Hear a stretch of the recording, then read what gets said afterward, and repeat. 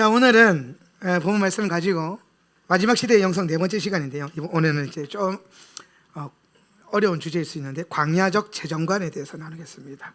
광야적 재정관. 마지막 때를 얘기하는데 왜 재정에 대해서 얘기하는가? 이런 고민들을 할 수도 있을 것 같아요. 지난주에 우리가 세례 요한에 대한 삶을 배우면서 결국에는 세례 요한은 가지고 있는 어떤 권리나 어떤 권한과 할 수 있는 뭔가를 내려놓고 이 시대 가운데 하나님의 소리, 하나님의 메시지라고 그랬죠. 하나님의 메시지가 되기 위해서 어디로 나아갔다 그랬어요? 빈들로, 광야로 나아갔다. 빈들로 갔다라고 하는 것은 그 시대 가운데, 우리로 치면 이 시대 가운데 우리가 누리고 경험하고 가질 수 있는 것들을 내려놓고 말씀 앞에 섰다 이 말이에요. 삶 자체를 말씀으로 세웠고 말씀 안에서 자신의 삶이 터져 나오게 만들었다라는 거예요. 저와 여러분도 동일하게 이런 사람들이 필요한 점 있습니다. 그런 의미에서 제가 가만히 곰곰이 고민해 봤는데 마지막 시대의 영성의 가장 중요한 키워드는 광야예요. 광야. 이 광야의 영성인데 이 광야의 영성을 알려면 뭐에 대한 새로운 정의가 필요하냐면은 광야에 대한 새로운 정의가 필요하겠다는 생각이 들었어요. 오늘날 한국교회 안에 광야 그러면 이 광야가 이미지가 좋아요, 안 좋아요? 안 좋죠. 그죠? 부정적인 이미지예요. 부정적이다. 광야라고 하면 다들 어떻게 생각하냐면은 힘들다. 힘듦, 뭐 고난, 뭐 핍박, 이런 것들을 이제 이해할 때, 표현할 때 광야, 내 삶의 광야가 풀어지고 있다, 광야를 지나고 있다, 이런 표현을 많이 써요. 근데 제가 9년 전에 히브리 관점 말씀을 공부하면서 제가 좀 놀랍게 깨달았던 게 뭐냐면 히브리인들은 광야에 대한 이해가 참 놀라워요. 그러니까 되게 깊어요. 광야에 대한 이해가. 그분들은, 유대인들은, 고대 현자들은 광야를 하나님과 함께 웨딩 마치 이후에 허니문 여행을 떠났던, 신혼여행을 떠났던 장소다, 이렇게 표현해요. 그러니까 40년 광야 여정을 시내산, 왜 그러냐면은 시내산에서 모세가 돌판을 받고 내려오는 그 과정이 있죠. 그게 뭐와 동일하냐면 고대 근동의 이스라엘의 결혼 풍습이랑 똑같아요. 결혼 풍습이랑. 그러니까 모세가 돌판 내려와서 하나님 말씀을 선포하는 그 과정을 백성들이 밑에서 기다리고 마주하고 또 그 광경을 볼 때 그들은 뭘 생각했냐면 마치 웨딩홀에서, 우리가 지금 예배당에서 예배하고 있잖아요. 근데 이 예배를 웨딩홀로 옮기는 거예요. 그리고 여러분이 다 흰 드레스를 입고 있어요. 네. 그리고 앞에서 예배하고 있어요. 그러면 마치 지금 이 예배가, 여러분이 그때 예배할 때 그렇게 예배한다면 여러분이 그 예배가 그냥 일반적인 예배가 아니라 어떤 예배로 느껴질까요? 예수님과 내가 뭐 하는 예배? 혼인하는 예배다, 이렇게 느껴질 거 아니에요, 그죠? 그 느낌을 그대로 복사해 놓은 게 시내산 광야 사건이에요. 시내산에서 십계명을 받는 그 과정이 마치 신랑이 혼인 언약 증서를 들고 신부의 아버지와 계약을 맺고 사인을 하고 신부에게로 가져가는 그 장면과 동일하기 때문에 이스라엘 백성들은 고대부터 지금까지 계속해서 광야 생활을 하나님과 결혼하고 떠난 신혼여행 장소다, 이렇게 이해한단 말이에요. 그러니까 유대인들에게 광야는 긍정적인 의미예요, 부정적인 의미예요? 긍정적인 의미예요. 아주 긍정적인 의미예요. 아주 긍정적인. 여러분의 신혼여행은 어떠셨어요? 별로였어요? 아버지, 여러분의 신혼여행이 회복되어져서 결혼 10주년, 15주년, 20주년 때 새로운 좀 여행을 떠나보세요. 회복이 필요하고 치료가 필요해요. 우리가 신혼여행 떠날 때 얼마나 기대가 됩니까? 두근거림이 있고 설렘이 있고 행복하고, 물론 피곤하기도 하죠. 그런데 이스라엘 백성들 안에 그런 기억들을 가지고 그런 좋은 기억으로 광야가 3,500년 동안 연결된단 말이에요. 그런데 이상하게 이게 기독교로 넘어오면서 기독교는 광야를 힘든 것에 대한 상징으로만 이해하는 거예요. 이게 왜 그러냐면은 똑같이 광야의 스토리를 읽는데 이스라엘 백성들은 그 광야의 이야기를 혼인 언약의 관점으로 봤던 거고, 우리는 그냥 광야로 내보낸 사건, 광야에 가서 1세대가 다 죽은 사건, 이렇게만 이해한단 말이에요. 뭐가 없기 때문에? 히브리 관점이었기 때문에. 히브리 관점. 그래서 여러분이 구속사와 언약신학과 히브리 관점에 대한 성경의 이해를 갖는 게 이렇게 중요해요. 그래서 저는 마지막 때에 광야에 대한 이해가 새롭게 되어져야 된다. 우리 안에 광야가 더 이상 힘들고 어려운 상징이 아니라 광야야말로 정말 하나님의 본래적 계획을 실행할 수 있고 경험할 수 있는 놀라운 장소라는 것을 여러분이 경험해야 됩니다. 네. 이 세상에 좋은 게 너무 많아요. 여러분, 우리가 세상을 거절하는 것은 세상의 것이 안 좋기 때문이 아니에요. 세상의 것이 안 좋다라기보다는 세상의 그 좋은 것 때문에 하나님이 얼마나 좋은지가 무감각해지니까 세상의 좋은 걸 자꾸 멀리 하는 거예요. 여러분, 돈 좋잖아요.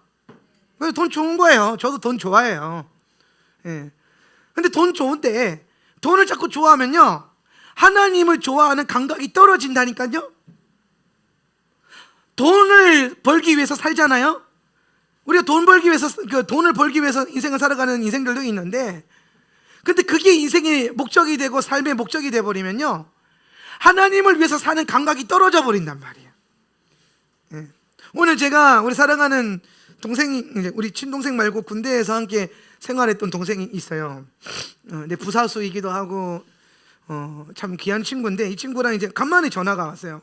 오는 길에 전화가 와서 통화를 하는데, 어떻게 그 친구가 이제 실용음악 교수도 하고 학원도 하고 뭐 많이 해요.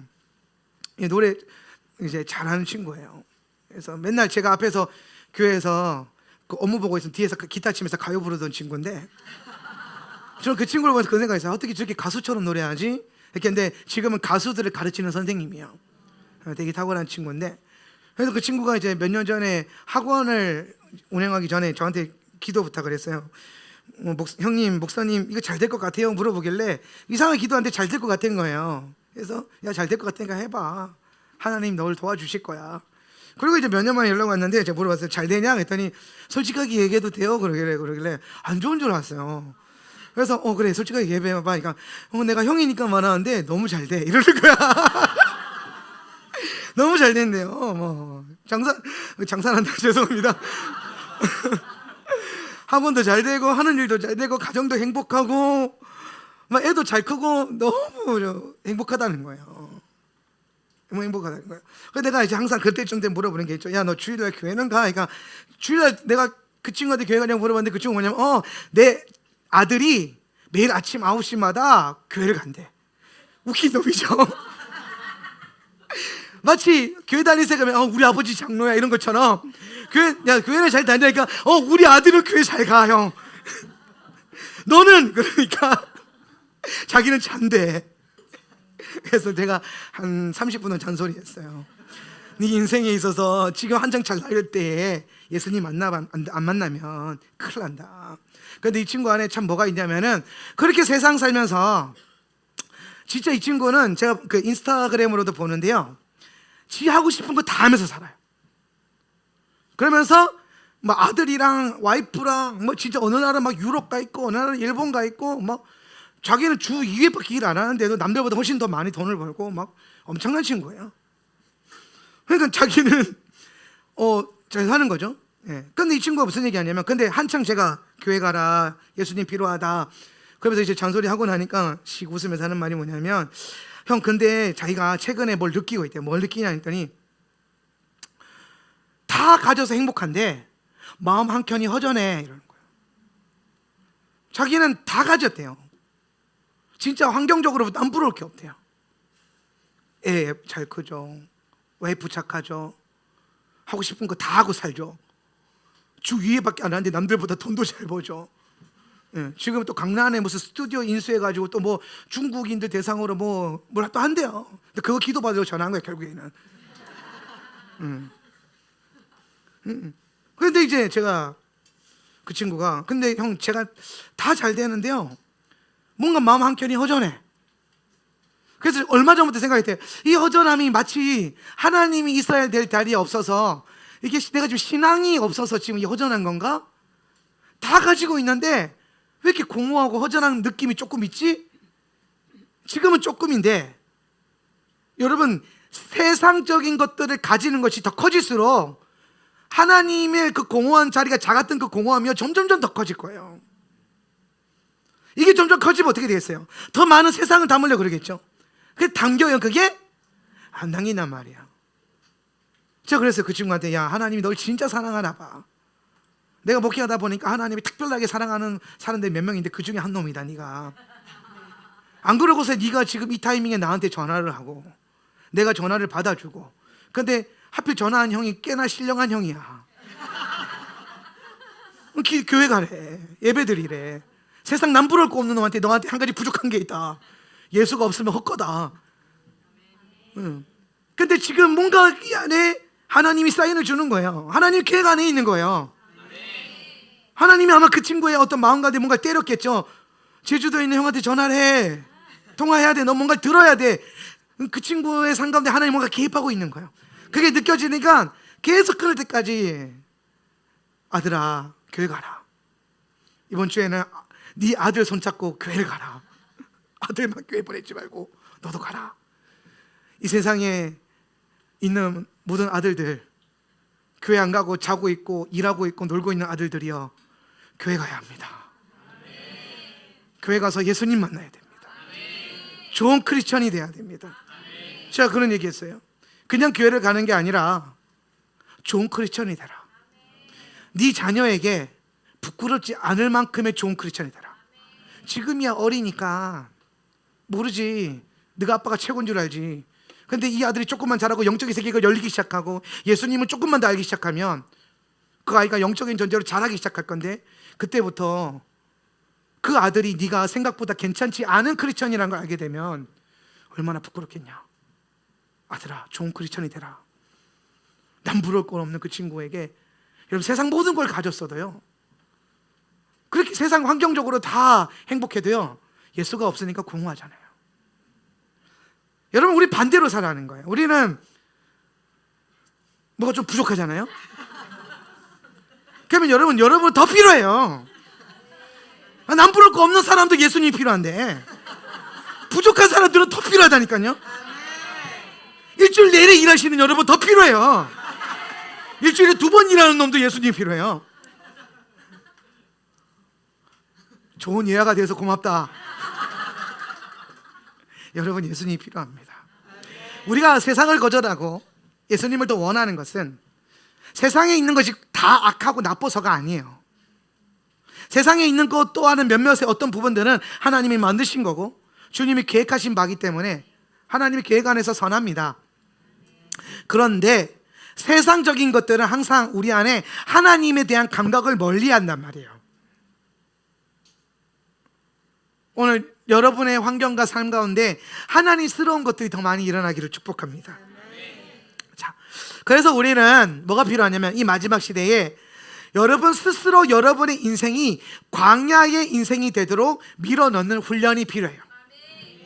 광야가 왔기 때문에 광야가 아니라 자발적 광야의 삶으로 들어가는 그런 선택이 필요한 거예요. 따라서 자발적 광야.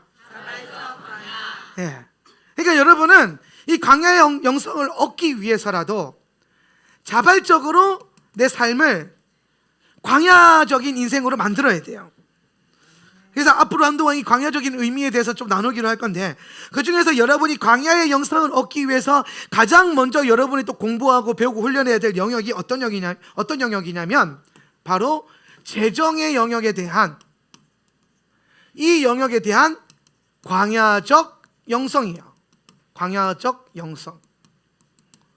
그래서 제가 이거를 설교 준비 다 하고 뭐라고 이름을 붙여봤냐면은 광야적 재정관이라고 이름 지었어요. 한번 따라해보세요. 광야적 재정관. 제가 그래서 혹시나 이런 표현이 있나 찾아봤는데 없더라고요. 할렐루야. 요새 목사님들 설교 표절 시비가 아주 그냥 시끄럽던데, 누가 광야적 재정관 쓰면은 이거 무조건 표절이다. 내가 검색 다 해봤어. 이거 내가 제일 먼저 쓴 거예요. 자, 광야적 재정관. 여러분, 광야적 재정관에 가질 수 있는 시간 되기를 축복합니다. 이게 무슨 말이냐면, 여러분이 광야의 영성을 소유하려면 가장 먼저 뭐부터 훈련해야 되냐면 재정의 영역에 대해서 광야적 영성을 먼저 훈련을 해야 된다는 거예요. 여러분이 가지고 있는 재정관이 광야적 영성으로 씌워져야 된다는 거예요. 자, 이스라엘 백성들이요, 광야 들어가기 전에 부의 이동이 일어났어요. 부의 돌파가 일어났어요. 얘네가 400년을 이스라엘이, 명확하게 430년인데 430년을 노예로 살았습니다. 노예. 그런데 이 노예 생활이 구체적으로 어느 정도 선의 노예 생활이었는지는 알 수는 없으나, 일단 노예라고 하는 것은 뭐냐면 종이 되는 거고 채무에 잡힌 자이기 때문에 430년 동안 아무런 임금이나 뭔가 소득을 얻지 못했겠죠. 아니면 얻더라도 일한 것에 비해서 아주 약소한 소득을 얻었겠죠. 대부분의 모든 것을 애굽 사람들에게 빼앗겼을 겁니다. 그러니까 노예 생활이라고 그러죠. 혹독한 노동에 비해서 얻는 것은 너무 부족하고 삶을 피폐해지고 자기 안에 자유가 없고 항상 애굽의 일에 매여 있고, 자유가 없고 돈이 적게 벌리고 부족하고 시간이 없고 매여 있고, 혹시 여기에 해당되는 게 있다면 그게 지금 노예 생활이라는 겁니다. 그러니까 이 시대에도 현대판 노예가 있을 수 있습니다. 교회 안에도 자유한 여러분인데 자유를 못 누리고 현대판 애굽의 노예로 살고 있는 현재적 성도들이 있을 수 있어요. 여러분을 주눅들게 하려고 하는 게 얼굴 피세요. 뭐 갑자기 왜 쪼그라들어요? 그럴 수 있다. 그러니까 여러분 스스로에 대한 인지를 명확하게 하려는 거예요. 그렇게 살아가는 게 성도가 누리는 자유의 삶이 아니다는 거예요. 그럼 우리 어떻게 살아야 되냐? 오늘 우리가 이 땅에서 해방된 자유감과 가장 중요한 거는 노예라고 하는 것의 본질은 매여 있는 겁니다. 노예라고 하는 것의 본질은 주인이 있다라는 거예요. 그죠? 그럼 쉽게 설명하면은 애굽의 종로를 타고 있다라는 거는 세상이 나의 주인 노릇하고 있다는 거고, 세상이 무엇으로 우리에게 주인 노릇할 수 있냐면은 재정의 영역이란 말이에요. 돈줄 잡고 성도들을 노예화시킬 수 있다는 거예요. 그러면은 여러분 여기서 여러분 스스로 좀 잘 점검해 보세요. 이 상태에 있는 사람들이 어떤 상태냐면, 인생을 살아가는데 인생을 살면서 하는 선택이 있어요. 우리 삶은 선택과 선택한 여정의 결과인데, 이 선택의 기준이 돈이다. 그러면 세상이 주인 노릇하고 있는 거예요. 돈이 주인 노릇하고 있는 거예요. 갑자기 분위기가 무거워졌는데 어쩔 수 없어요. 맞아요. 왜? 선택이라고 하는 것의 기준이 돈이라면, 여러분이 모든 것의 선택을 돈을 기준으로 살아간다면, 여러분 재정적인 영역을 내가 가볍게 보는 게 아닌 거 아시죠? 저는 재정을 가르쳤던 강사고, 저는 경제를 가르치고 있는 교사예요. 이 시대가 얼마나 바벨론적이고 돈이라고 하는 것이 얼마나 영향력 있고 무섭다는 걸 알고 있어요. 근데 여러분, 그 영향력이 우리 삶의 기준이 되고 있다면, 반대로 생각해 보면 예수 그리스도의 영향력이 그만큼 줄어들고 있다는 거예요. 이 말인 즉슨 돈의 영향력이 커질수록 내 삶의 예수님의 주인 되심은 작아진다는 겁니다. 불편하지만 어쩔 수 없는 현실이죠. 그래서 성도의 삶 가운데 가장 먼저 뭘 훈련해야 되겠습니까? 라고 저에게 물어본다면 돈을 훈련해라. 재정을 훈련해라. 재정을 어떻게 훈련해야 됩니까? 네 삶의 기준이 돈이 되지 않게 해라. 예를 들어 볼까요? 여러분이 뭐 이스라엘을 가거나 선교를 가거나 아니면 하나님 나라에 대한 어떤 일들을 함에 있어서, 혹은 여러분이 오늘 하루를 살아갈 때에 어떤 결정을 함에 있어서 그 기준이 돈을 버는 거나 돈이 있고 없고가 기준이 되었다면 여러분의 삶의 현재적 주인은 돈입니다. 그런데 만약 여러분이 돈에 있고 없고를 떠나서, 여러분의 재정의 영역이 어떠함을 떠나서 여러분이 뭔가를 결정하기 전에 주님께 기도하고 예수님께 기도한 것에 대한 응답으로 내가 믿음의 길을 걷고 선택하고, 때로는 재정의 어떤 부족함 때문에 그 삶이 밀린다 할지라도 먼저 돈 생각하지 않고 기도 먼저 했다면, 돈이 있나 없나 통장 잔고 확인하기 전에 기도부터 하고 이게 하나님의 뜻인지 아닌지, 이게 하나님의 계획 안에 있는지 아닌지를 먼저 생각했다면 여러분의 주인은 예수 그리스도예요. 여러분의 주인은 하나님이죠. 여러분, 누가 나의 주인이라고 하는 것은 선택의 기준이 되는 거예요. 예수 그리스도가 여러분의 기준이 되길 바라요. 그분의 뜻이 여러분 삶의 기준이 되길 바라요. 여러분이 삶을 살아갈 때에 선택해야 되는 그 모든 순간에 주님이 여러분의 기준이 되길 바랍니다. 뭘 하려고 할 때에 기도해보자, 주님께 물어보자 가 나와야 되는데, 뭘 하기 전에 나 돈 없어, 있는지 없는지 어떻게 알아요? 아이고, 통장 열어보면 알죠. 여러분 통장 안에 있는 돈이 여러분의 전부가 아닙니다. 언제까지 통장으로 살 거예요? 보좌의 금고로 여러분 거로 만들어야 돼요.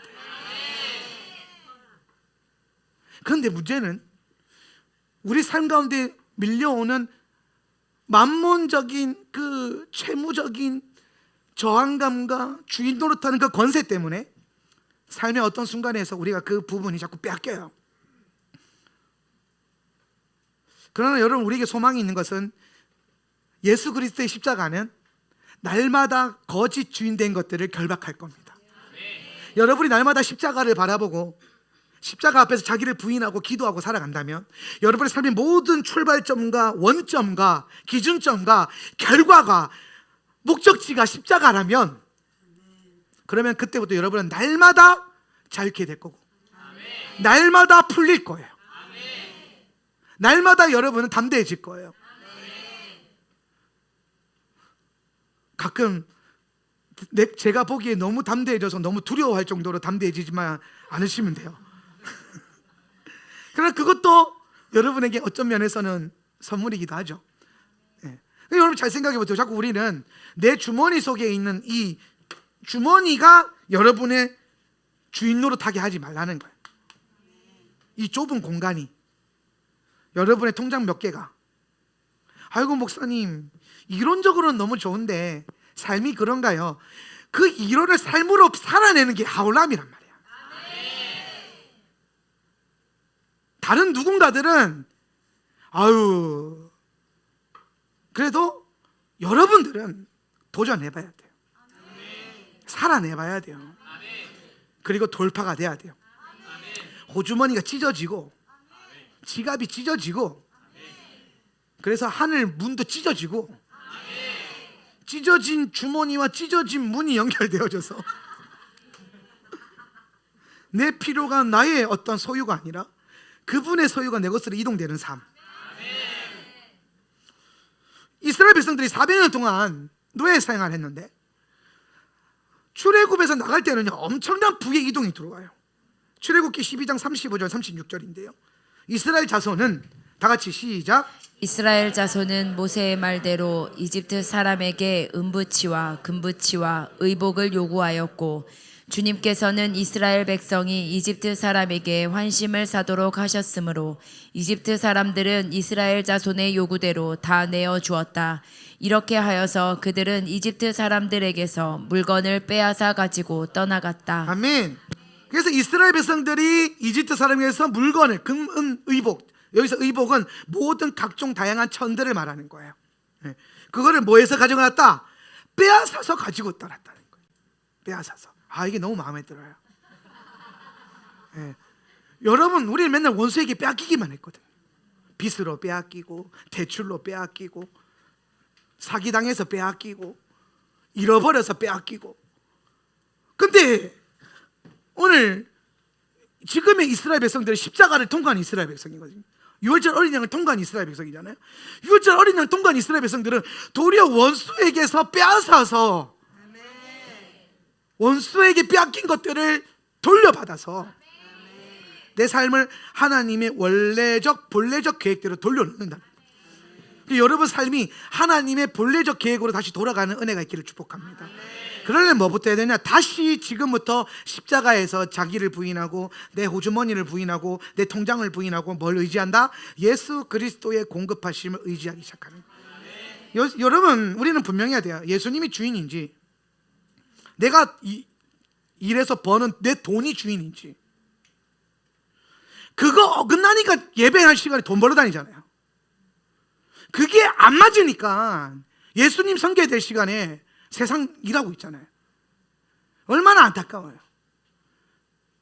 여러분 삶 가운데 계속 회복이 일어나고 돌파가 일어나고 확장이 일어나고, 하나님 예수님을 주인 삼아서 그 주인 닮아서 사는 그 삶을 도전해가지고 정말 예수님이 여러분 삶의 주인 되어져서 여러분의 공급이 되어지는 것을 봐야 된다는 겁니다.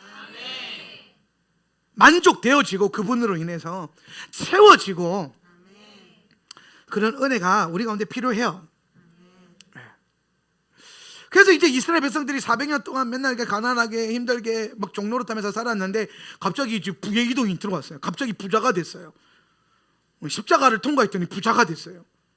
그래서 금과 은과 이런 생각해 보세요. 아무것도 없다가 막 금, 은이랑 막 각종 천이랑 비단이 한가득이에요. 막 술에 한 트럭을 실었어요. 다 내 거야. 얼마나 좋아요. 룰루랄라 신나게 어디로 가요? 광야로 가요. 광야에 갔는데 금부치, 은부치, 천조각 다 싣고 갔는데 광야로 갔어요. 천하에 금, 은이 쓸 데가 없는 광야. 근데 놀라운 사실은 이스라엘 백성들이 가지고 있었던 그 은부치, 금부치, 천조각들은 사실 애굽에 있을 때 가장 탁월한 효능을 나타내는데, 하나님은 그것을 이스라엘에게 주시자마자 이스라엘을 광야로 옮기셨고, 그 광야에서 그들이 갖고 있는 그것으로 뭘 섬기게 했냐면은 하나님의 집을 만들게 했다라는 거예요. 그러니까 광야에서는요, 금, 은, 천조가리로 할 수 있는 거라고는 성막 짓는 것밖에 없어요. 성막 짓는 거 할 수 있는 거라고. 이걸 여러분의 삶으로 한번 옮겨보란 말이에요. 광야적 영성의 재정관이라는 게 뭘 말하냐면은 여러분이 가지고 있는 소유를 가지고 무엇을 향해서 살 것인가라는 거예요. 광야적 재정관의 본질은 뭐냐면 소유, 물질, 이것에 대한 용도의 문제예요. 용도는 뭐냐면은 목적이죠. 목적. 하나님이 여러분에게 재정을 주셨어요. 그 재정을 주셨는데 그 재정을 주신 목적이 뭐냐면은, 쉽게 설명하면 이렇게 생각합니다. 갑자기 여러분 주머니에 누가 줘가지고 100만 원이 생겼어. 100만 원이 생겼어요. 그럼 여러분 뭐예요? 그게 여러분이 돈을 쓰는 목적의 가장 첫 번째 1순위라니까요. 돈 생기자마자 여러분이 딱 떠오르는 거. 11조. 할렐루야. 그렇지. 하려면 11조부터 떼야죠. 그 나머지 90만 원도 어떻게 할 거냐는 말이에요. 90만 원을 그걸 뭘 위해서 쓸 거냐는 거예요. 돈이 생겼을 때 이스라엘 백성들이 부의 이동이 와서 부가 이동이 됐는데, 이스라엘 백성들은 그걸 가지고 뭘 섬겼냐면은 하나님의 집을 짓는데 다 드렸어요. 하나님의 집을 짓는데 은도 드리고 금도 드리고 천도 드리고, 그래서 천을 얼마나 많이 냈는지 저런 거 다 하고, 또 막 그 성소를 4겹 앙장으로 이렇게 4겹 앙장으로 남아 돌았던 거죠. 하도 많이 들여가지고. 그렇게 하나님의 집을 지었단 말이에요. 쓸 데가 없어요. 광야에 무슨 백화점이 있습니까? 스타필드가 있습니까? 광야에 진짜 뭐 아무것도 없으니까 있는 여러분 궁금하지 않았을까요? 이스라엘 백성들이 금부치 은부치 한 거 들고 돈다발 들고 광야로 들어갔는데 그 쓸 데가 없어. 며칠 지나 보니까. 그러니까 여러분 생각해 보세요. 메고 있는 금부치 은부치가 처음 한 줄, 일주일, 2주일은 행복했을 거예요. 그 금의 무게가, 은의 무게가. 근데 이게 일주일이 지나고 2주일이 지나고 막 한 달이 지났는데 쓸 일이 없어. 쓸 데가 없어. 광야를 걷는데 무겁기만 해. 많이 가질수록 더 힘들어. 금 많이 생겼다고 좋아했는데 그 금을 혼자 다 짊어지고 광야를 계속 걸어 다녀야 돼. 그때 그때부터 적게 가지고 있는 김지사가 부럽기 시작한 거야.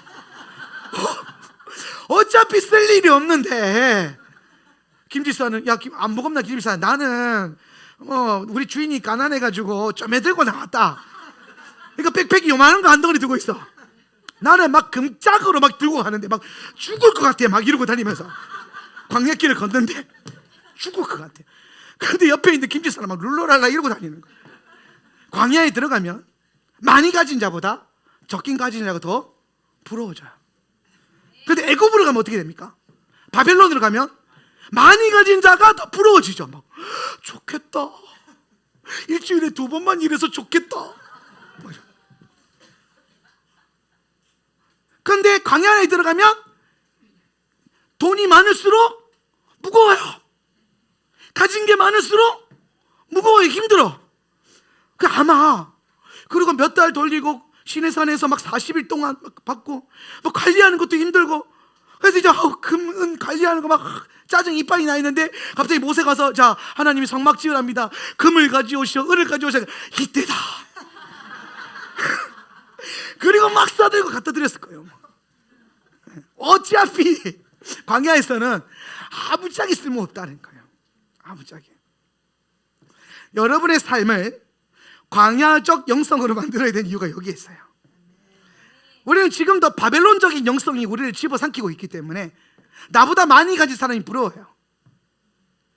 나보다 많이 누리고 있는 사람이 부러워요. 그런데 여러분 생각해 보세요. 여러분의 삶이 지금 광야라면 여러분보다 많이 가진 사람을 부러워할까요? 안 부러워할 거예요. 이래 드리나 저래 드리나 주님께 드리면 돼요. 자, 그래서 여러분 우리가 우리 삶 가운데 하나님이 주신 복으로 인해서 주신 소유나 물질을 어떤 방향으로 쓸 거냐, 인풋하는 방향으로 쓸 거냐, 아니면 아웃풋하는 정신으로 살 거냐, 가지는 것을 목적으로 살 거냐, 아니면 자꾸 흘려보내는 것을 목적으로 살 거냐. 광야에서는요 나눔도 아주 좋았을 거예요. 나도 금덩어리 헌금하고 싶은데 돈이 없어. 내 금덩어리 내가 너한테 줄게. 막. 나와 돈다. 가져가라. 나눔도 잘 되고 플로잉도 잘 되고 드리는 것도 너무 감사하고 막 많이 드릴수록 더 좋죠. 막 가벼워지니까. 적게 가질수록 가벼워지는 인생, 덜 가질수록 행복한 인생, 그것이 광야입니다. 그럼 여러분 생각해 보세요. 여러분 삶이 광야가 된다면 인생의 기준점이 완전히 바뀌겠죠. 여러분 삶의 광야적 영성이 장착이 된다면 여러분의 삶을 운영해가고 경영해가는 방식과 목적이 완전히 바뀌겠죠. 그러면서 계속 하나님 나라를 디디면서 광야를 걸으면서 그렇게 걸어간다면 완전 다른 인생을 살지 않겠습니까? 성경이 광야의 영성을 통해서 우리에게 보여주는 삶이 그런 삶이에요. 그래서 우리가 광야적 영성을 훈련하기 위해서는 우리가 광야에서 재정을 내 삶이 광야라면 나는 재정을 어떻게 쓸 것인가, 이런 관점들이 우리 삶 가운데 세워져 있어야 된다는 거예요. 말로만 광야가 아니라, 말로만 세례요한의 영성이 아니라 실제로 여러분 삶에 광야적인 은혜와 환경과 어떤 기준점들이 풀어져야 된다는 겁니다. 제가 한 가지 축복하고 싶은 것은 지금 이 시간에 여러분 가운데 빚이 있고 채무가 있고 묶인 게 있다면 예수 그리스도 이름으로 풀릴 것을 선포합니다. 모든 빚에서부터 자유케 될 것이고 모든 채주로부터 자유케 되십시오. 예수님이 여러분 주인 되게 하십시오. 그러나 여러분 그 다음 스텝이 더 중요해요. 모든 빚의 문제로부터 해방되었을 때에 여러분 안에 광야적 영성, 광야적 재정관이 없다면 분명히 자유케 된 삶이 있었는데 어느 순간 시간이 흐르면 또 세상의 종로를 타고 있는, 세상의 어떤 채무에 매여 있는 그런 인생으로 변질되어 있을 거라는 거예요. 그래서 여러분에게 무엇보다도 중요한 훈련이 광야적 재정관을 훈련하는 거예요. 광야적 재정관. 그래서 이 광야적 재정관의 본질은 소유와 물질을 어떤 목적과 어떤 용도로 사용할 것인가. 우리는 내가 가진 소유를 하나님의 집을 세워가는데 여기에 사용할 것이고, 이것은 곧 뭐와 연결되냐면 하나님 나라를 나의 재정으로 섬기는 것에 연결이 됩니다. 이것은 여러분 그냥 단순히 이 강의는 헌금에 대한 얘기가 아니에요. 헌금 많이 해라 이런 설교가 아니에요. 이걸 이렇게 들으면은 아직도 여러분 안에 재정적인 감각이 없는 거예요. 이건 헌금에 대한 문제가 아니라 여러분의 소유와 물질이 하나님이 여러분에게 복을 주시는 그 목적이 어디에 있느냐는 거예요. 여러분 진짜 크리스천들, 진짜 예수 그리스도가 주인 되는 삶의 그 모습들은 단순히 여러분이 교회 안에서 혹은 여러분 삶 속에서 예수님을 말한다고 해서 예수님이 여러분의 주인 된다는 건 아니라는 거예요. 예수님을 말하는 세상 사람들은 너무 많아요. 심지어 예수님의 존재를 인정하는 세상 사람들도 있고요. 예수님이 부활하신 것까지는 모르지만 이 땅에 오셔서 죽으시고 때로는 어떤 사람들 부활하신 것조차도 믿으나 말하나 실제로 예수님이 주인된 삶을 살지 않고 있는 세상 사람들이 있어요. 교회 안에도 마찬가지예요. 예수님을 주인이라고 고백하고 찬양하지만 그렇게 말하면서 살고 있지만 막상 삶의 문제로 들어가서 명백하게 하나하나 체크해 보면은 예수님의 주인 되는 그 범위가 너무 좁다라는 거죠.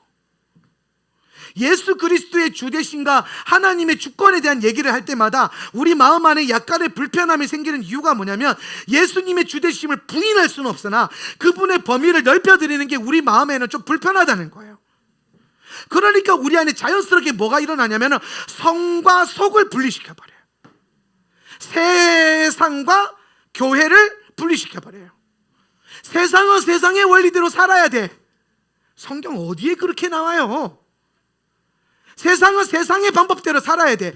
예수님이 여러분에게 그렇게 안 가르쳤어요. 산상수훈을 읽어보십시오. 복음서를 읽어보시고 예수님이 제자들에게 한 말씀, 예수님이 제자들이 교회를 향해 던진 말씀들을 한번 생각해 보세요.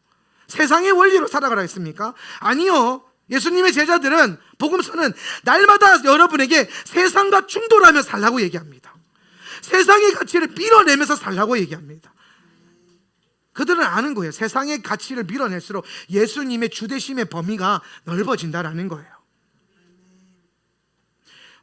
여러분 삶 가운데 예수님의 주되심이 얼마나 넓어져야 되냐? 여러분의 모든 것을 취할 때까지, 심지어 여러분의 생각의 영역도, 여러분의 감정의 영역까지도. 감정을 주님께 드리세요. 승질낸다고 승질내면서 살지 마세요. 억울하다고 억울하게 살지 마세요. 내가 남들에게 많이 베풀었는데 돌아오는 열망 없다고 소리 내면서 살지 마세요. 알겠어요? 아까 밥 먹기 전에 누가 내 앞에서 그 얘기했다가 장난친 거긴 한데 엄청 혼났었는데 그거는 하나님 나라의 방식이 아니란 말이에요. 본전 생각하지 마세요. 여러분 예수님이 말하잖아요. 복음에서 뭐라고 말하냐면 가난한 사람, 작은 사람, 이웃에게 물 한 그릇 준 것도 예수님으로부터 받았다. 주님께 드린 거라는 거예요. 여러분 그러니까 드릴수록 더 좋은 삶이 되죠. 여러분이 나누어 줄수록 여러분의 가치는 예수 그리스도 안에서 더 높아지겠죠. 근데 본전 생각하면 까먹는다니까요. 까먹는 게 이게 까먹는 게 아니라 예수님이 채워놨다가 하나씩 빼는 거예요. 본전 생각할 때마다 생각하지 마, 생각하지 말라니까 계속 빼는 거예요. 이렇게 그냥 단순하게 복음이 여러분 주인 되게 하세요. 예수님이 여러분 주인 되게 하란 말이에요. 생각의 영역, 감정의 영역, 그것만 중요해요? 아니에요. 재정의 영역도 예수님의 주인 되심, 여러분의 모든 소유가 주님의 것임을 고백하고 인정하고 내어드리고,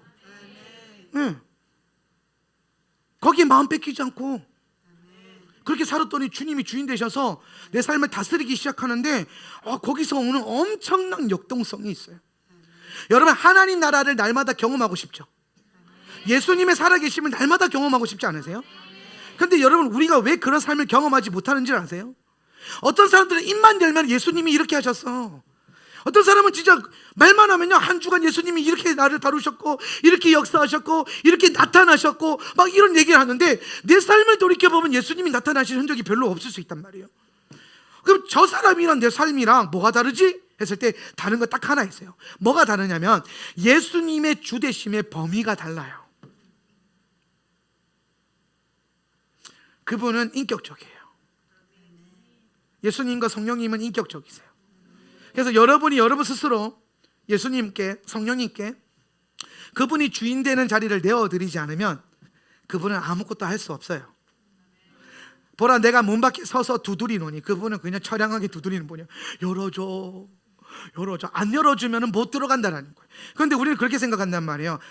그분은 전능하시니까 알아서 들어오겠지. 아니요, 그분의 전능하심은 여러분이 열어드리고 그분이 들어오셔서 여러분 상관에 역사하시면은 그분의 전능하심이 여러분 안에 역사하는 거란 말이에요. 그분의 전능하심은 여러분의 마음의 문을 강제로 여는 것을 제한하셨어요. 그분의 전능하심은 이 땅에 육신을 입고 오시는 것으로 그분은 스스로 제한하셨단 말이에요. 여러분, 예수님이 이 땅에 육신을 입고 내려오신 것에 대한 가장 중요한 본질은 뭐냐면은 그분이 인간에 대해서 스스로를 제한하셨다는 겁니다. 뭐 할 수도 강제권을 행사하지 않도록. 그분은 역사를 이끌어 가세요. 그분은 이 세상을 다스리고 있어요. 하나님의 섭리는 이 세상을 유지하고 있어요. 그런데 그분의 역사하심은 여러분 삶 가운데 강권적으로 여러분의 삶을 기계적으로 혹은 수동적으로 여러분의 삶을 이끌어 가지는 않아요. 그분은 여러분에 대하여서만큼은 그분의 전능하심을 뭐하고 있냐면은 제한하고 있다는 거예요. 그런데 만약에 여러분이 그 전능하신 하나님을 여러분의 삶의 주인으로 장착이 되면, 여러분 안에 예수님이 딱 들어와서 예수님 주인 되면요, 여러분 안에 뭐가 장착되는 거냐면 여러분 삶 가운데 전능하심이 장착되는 거예요. 그분의 전능하심이 내 안에 장착되는 거고, 그렇게 될 때 여러분 안에 있는 여러분이라고 하는 나라는 하나님의 나라가 되고 그분의 전능하심이 나타나는 나라가 되는 거예요. 여러분이 예수님께 삶의 자리를 많이 내어드릴수록 여러분 삶 가운데 예수님이 나타나서 일하시는 그 역동성은 더 많이 일어날 거예요. 어찌 날마다 하나님을 못 경험해요? 어찌 날마다 주님을 못 느끼겠어요? 하나님이 살아계신지 모르겠어. 그런 말 하기 전에, 하나님이 정말 계신지 모르겠어, 그런 말 하기 전에 여러분 삶 가운데 얼마나 예수님이 주인 노릇하고 있냐는 거예요. 여러분 삶의 범위 가운데 얼마나 여러분이 주인 돼서 살고 있냐 이 말이에요. 그래서 우리가 해야 되는 가장 중요한 영성의 훈련의 핵심 뭐냐면은 날마다 자기를 부인하는 거예요. 날마다 나의 주인 되는 권리를 포기하는 거예요. 그렇게 살아도 되죠. 그건 죄가 아니에요. 내가 할 줄 아는 것으로 내 삶을 살아가는 거 죄는 아니에요. 내 능력으로 내 삶을 경영하는 거 죄가 아니라고요. 그런데 거기에는 하나님 나라는 임하지 않아요. 왜? 여러분의 나라니까. 여러분, 광야적 영성의 본질이 뭐냐면요, 광야적 영성은 환경 자체가 하나님이 되는 거예요. 이거는 내 삶의 환경 가운데 하나님이 일하신다 이 정도 수준이 아니라 그냥 내 삶의 환경이 하나님으로 그냥 하나님이 치고 들어오시고, 물병을 잡아도 하나님이 보이고, 집에 가서 문을 여는데 거실에 주님이 계시고, 너무 신기해서 거실에서 주님과 예배드리면서 놀고 있다가 방에 잠자러 들어갔는데 거기 침대에서 어서와, 이런 기분 처음이지 이러면서 들고 계시고, 그리고 주님과 함께 잘 자고 일어났는데 그분이 화장실에서 어서 오렴, 그러다가 집에서 열심히 주님을 누리고 회사에 갔는데 회사에서 어서와. 내 삶의 모든 환경이 하나님으로 채워져 있는 게 뭐냐? 광야예요. 광야에 들어가면 앞에 봐도 하나님, 뒤에 봐도 하나님, 위를 봐도 하나님, 땅 아래를 봐도 하나님만 보여요. 여러분, 유대 문헌에 보면 구름 기둥이 이렇게 해서 하늘을 먼저 덮어요. 구름 기둥이. 그리고 유대 문헌에 보면 이 끝에서 이스라엘 진영의 후미, 꼬리를 구름 기둥이 또 내려와요. 구름 기둥이 이렇게 덮어요. 여기서 끝나는 게 아니라 땅에 주님의 영광의 구름이 쫙 흐르고 있어요. 그러니까 미드라시 본문에 보면은 구름 기둥을 뭐에 표현하냐면 하나님이 상자에다가 이스라엘 백성을 넣어가지고 이렇게 데리고 다녔다 이렇게 하는 거예요. 이 말이 즉슨 이스라엘 백성들은 지금 광야에서는 앞에 봐도 하나님, 위를 봐도 하나님, 옆에 봐도 하나님이 보이고 땅 아래 밑을 봐도 하나님이 보여요. 환경이 뭐가 돼버렸어요? 하나님이 됐단 말이에요. 그분의 주권으로 둘러싸여져 있는 거예요. 이런 환경이 있다면 여러분, 이런 환경을 원하세요? 근데 이런 환경에서 행복한 사람이 있고 불행한 사람이 있어요. 성경에 보니까 불행한 사람도 있잖아요. 이런 환경에서 행복한 사람은 누구냐면은 마음에 항상 뭐가 있는 사람? 예수님을 갈망하는 심령이 있는 사람들.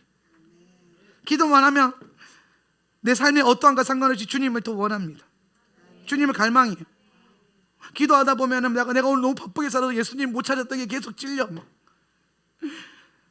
누워서 가만히 있으면 내가 오늘 왜 예수님 생각을 좀 이것밖에 못했지? 주님 생각 더 하고 싶다. 주님을 더 보고 싶다. 예수님과 더 동행하고 싶다. 이런 마음에 가난한 심령이 있어서 예수님을 막 갈망하는 사람들이 간혹 있거든요.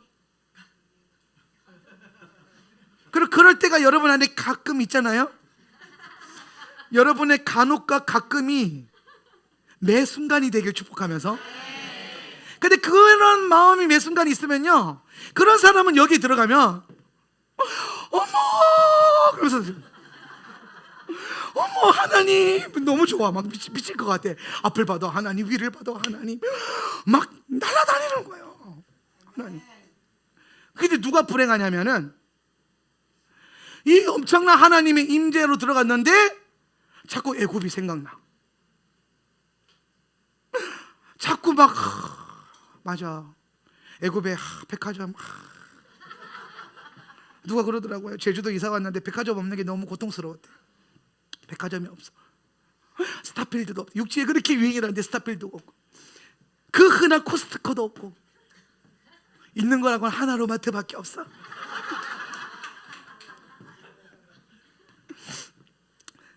자꾸 바벨론적인 것에 대한 갈망을 갖고 있고, 내 삶 가운데 없는 애굽적인 것들, 내 삶에 없는 세상적인 것들에 대한 갈망이 있는 사람들은요, 이런 데 던져놓으면요 죽으려고 그럴 거예요. 내가 여기 왜 있지? 아무짝이 없는 이 구름 덩어리밖에 없는. 아침에 막 만나가 바짝바짝 빛나면서, 만나가 진주처럼 빛났대요. 생각해보세요 여러분. 진주가 확 쌓여있어. 그걸 가져다가 갈면은 바짝바짝 빛나는데 그걸로 막 빵을 부쳐 먹으면 달고 꿀 섞은 과자 같고, 막 구워도 맛있고 쪄도 맛있고 튀겨도 맛있고 씹어 먹어도 맛있고, 그게 그래서 만나거든요. 아, 만나. 아니, 거짓 증거하면 안 되는데. 자, 만나의 원래 뜻은요, 아만나가 아니라 이게 뭐야 이런 뜻이에요. 아만나 아니에요. 이게 무슨, 이게 뭐야 이런 거지요. 그래서 만 이런 거요. 응? 이런 거. 근데 아무튼 우리식으로 표현하면, 아, 만나. 이래 먹어도 만나, 저래 가도 만나. 얼마나 만나는데.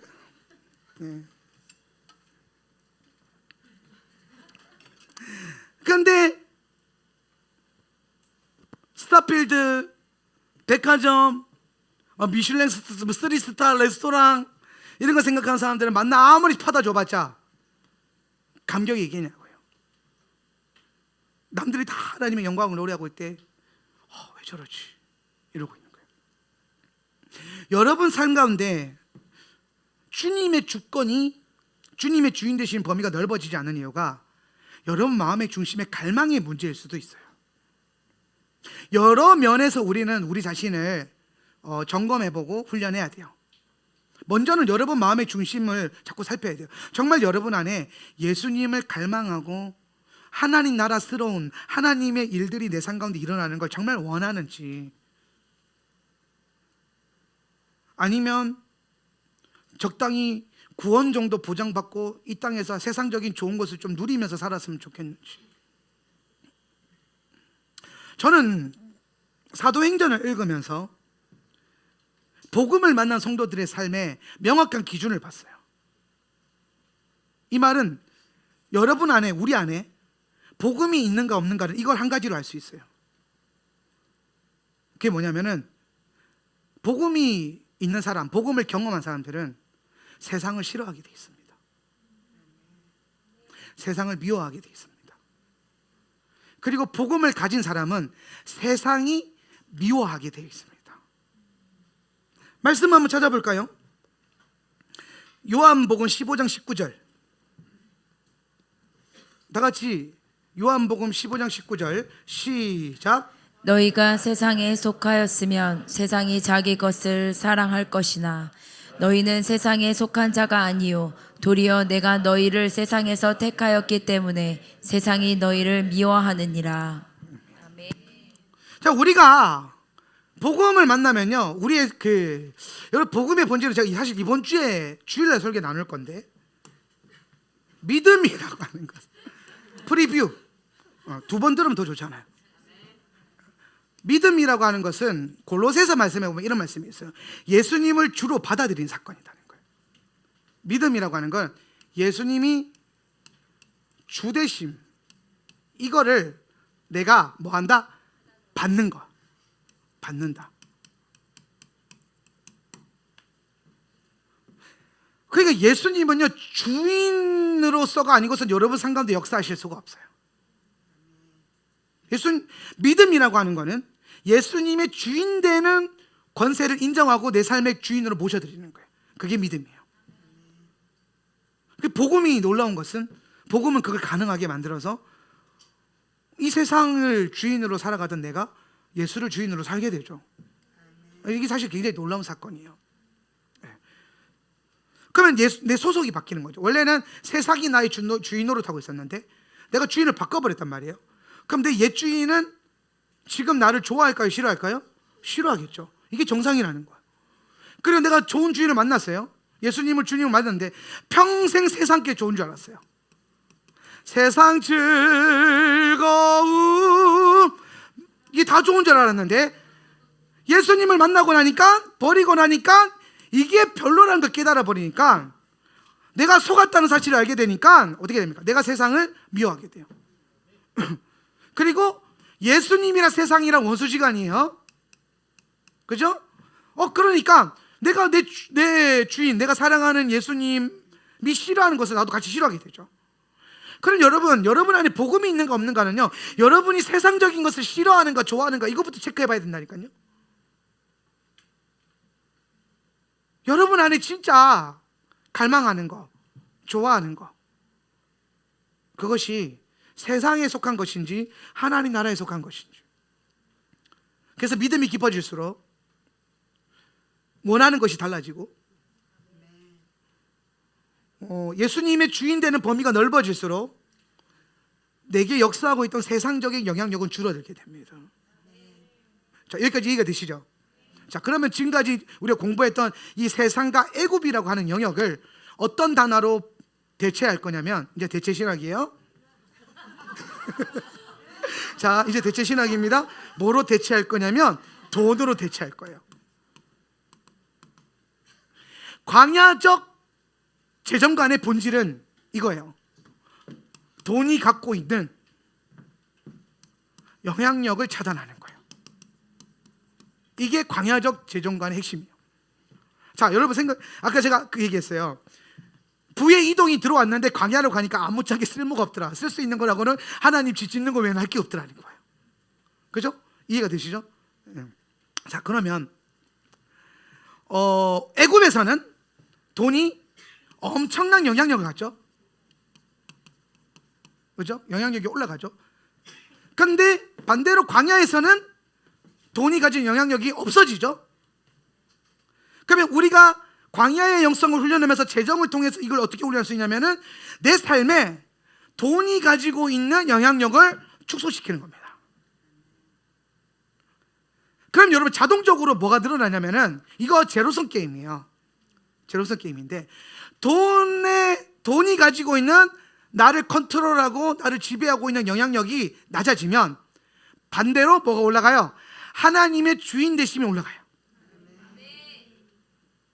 그래서 우리 두 가지를 훈련할 수 있어요. 내 삶에서 돈에 대한 영향력을 자꾸 끊어내고 차단하든지, 아니면 예수님의 주인 되는 권한을 자꾸 넓혀가든지, 둘 다 하면 더 좋고요. 이건 마치 식단하면서 간헐적 단식하는 거랑 똑같은 거예요. 두 개 동시에 하면 너무 좋죠. 근데 하나만 해도 상관없어요. 여러분이 할 수 있는 뭔가를 하는 거예요. 내 삶에 나는 내 기준에 돈이 너무 많은 것 같아. 그럼 이렇게 결정해 보는 거예요. 나는 돈이 있고 없고를 내 삶의 주인으로 삼지 않고 기도하고 예수님의 뜻을 나의 주인으로 삼아서 내 삶이 어떻게 흘러가는지를 보기 시작하자. 이렇게 결단을 내리고 한번 살아보는 겁니다. 반대로 아니면 이렇게 날마다 돈이 있고 없고 신경도 쓰지 말고 날마다 예수님이 주인 되는 사람, 예수님 주인 되어주세요. 예수님 어떻게 주인인가, 내 삶의 어느 영역에 예수님이 주인인가 아닌가, 이걸 막 찾아보세요. 그랬을 때에 예수님의 주인 되는 영향력이 커지면 돈의 주인 되는 영향력은 낮아질 거예요. 이게 두 개가 동시에 높아질 수는 없어요. 돈도 엄청 사랑하고 예수님도 엄청 사랑하는 그런 일은 존재하지 않아요. 날마다 돈에 정신 빼앗겨 살면서 예수님을 사랑한다고 말하는 성도들은 존재하지 않아요. 그건 위선이고 기만이에요.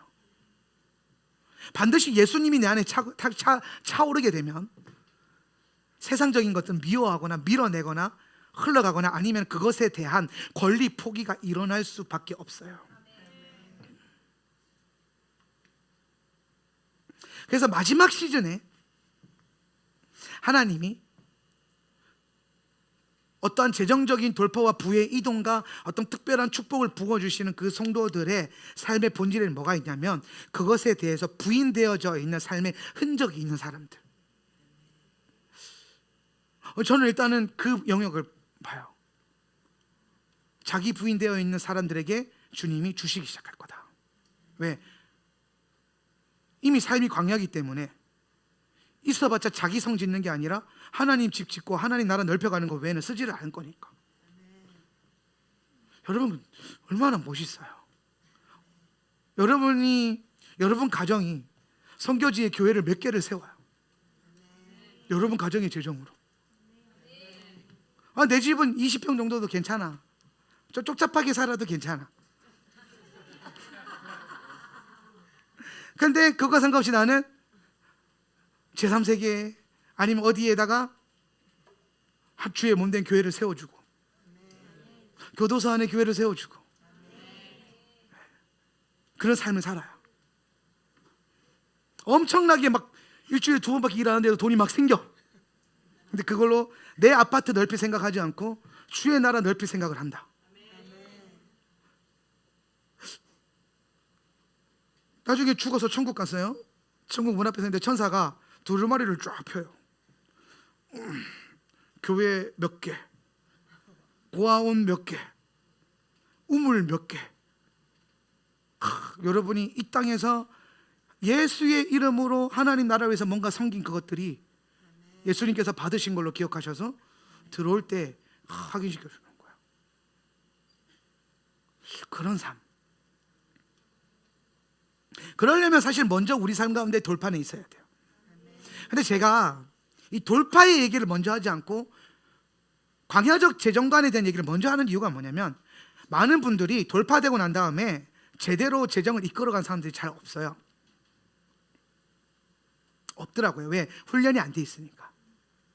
그래서 없을 때부터 훈련해야 돼요. 여러분은 사실 지금부터 훈련해야 돼요. 여러분은 지금 여러분 삶 가운데 있는 그것이 적든 많든 상관없이 그것이 광야적 태도로 다루어져야 돼요. 여러분 삶 가운데 공급되고 있는 지금의 소유가 지금의 물질 체계가 광야적 시스템으로 다루어져야 돼요. 그것이 이 시간 우리가 훈련하고 배워야 될 아주 중요한 것입니다.